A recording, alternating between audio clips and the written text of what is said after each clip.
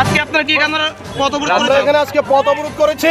Election commission আমাদের সকলকে ত্রিপুরা রাজ্যবাসীকে আশ্বস্ত করেছিল জিরো ভায়োলেন্স ভোটিং হবে, জিরো কোনো ভায়োলেন্স থাকবে না। কি হয়েছে আজকে? কি হয়েছে?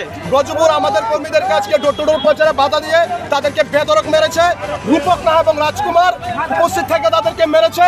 জিষ্ণু কুমার দেববর্মা কিছু যুবককে মাস্তানের লাইসেন্স দিয়েছে যেন তারা প্রতিনিয়ত সন্ত্রাস করতে পারে, বিরোধী দল কর্মীদের উপর আক্রমণ করতে পারে। আরও বলুন, এসডিএম বলুন, ডিএম বলুন, all are corrupted. They are all puppet of BJP. তাদেরকে জানিয়েছেন? আরোকে জানিয়েছি, এসডিএম কে আমি, যাদের নামে অলরেডি 2-3টে করে নন অ্যাভেলেবল সেকশনে মামলা আছে, তাদেরকে আমি এই লিস্ট পাঠিয়েছি। পুলিশ প্রশাসন নির্বিকার। রাহুল দাস এসডিপি আজকেও দালালি করছে।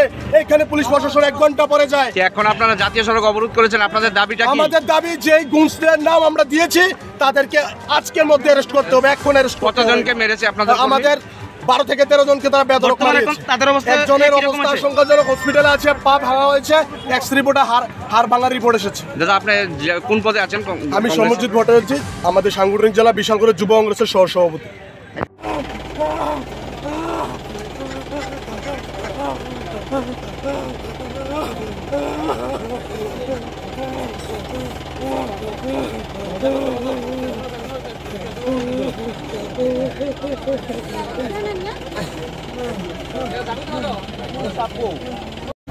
আজকে আমরা চুরিলাম বিধানসভার উত্তর পূর্ব সেক্টরের 9-এর কিছু অংশ আর 10 নম্বর বুথে আজকে আমরা জনসম্পর্ক বেরিয়েছিলাম ভারতীয় জাতীয় কংগ্রেস এবং সিপিএমের যৌথ উদ্যোগে।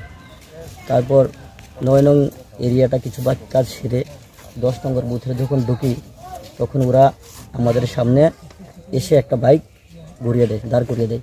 তখন আমরা সাইড করে যাওয়ার সময় ওরা কোত্থেকে জানি 20-50 জন এসে আরেকজনের বাড়িতে অলরেডি ওরা লাঠি সোটা রেখে দিয়েছে। ওর বাড়ির কাছে আমাদেরকে বাইক দিয়ে আটকেছে। তারপর এসে আইলু পাথারি সবাইকে মারার, আমাদের হাতে কোনো লাঠি ছিল না, কোনো ছিল না। আমাদের একদম চিকন 2-3টা ফ্ল্যাগ ছিল কংগ্রেস সিপিএমের। আমরা সেরকম উদ্দেশ্যে আসিনি, জানি জনসম্পর্ক করব। ওরা হঠাৎ করে এসে আমাদের সমস্ত কর্মীদের উপর ইলু পাথারি আঘাত করা আরম্ভ শুরু করে। তারপর আমি বাঁচাতে যাই, ওরা আমার খুব অ্যাটাক করা আরম্ভ করে। তার সামনে কি ওই যেতে পারছে না, ওরা বিজেপি হারমাত বাহিনী। আপনাদের কতজন আহত হয়েছে? প্রায় 5 থেকে 6 জন। বর্তমানে তারা কোথায় আছে? বিশালগড় হসপিটালে ভর্তি আছে এখন। অন্যদিকে বিজেপি কর্মীরা একটা অভিযোগ করলো যে বুথ সভাপতির বাড়িতে নাকি আপনারা ঢিল। একদম মিথ্যা কথা, আমরা ওইদিকে যাইনি। আমরা 10 আর 9-এর লাস্ট মাথায়, আর বুথ সভাপতির বাড়ির সামনে, অনেক সামনে। আমরা ওইদিকে আজকে যাইনি। ওরা আমাদেরকে অ্যাটাক করে একদম একজন আহত করে এখন পুলিশের বাঁচতে গিয়ে মিথ্যা একটা নাটক সাজাচ্ছে। পুলিশ 2 জনকে আটক করে নিয়ে গেছে। তারা কারা?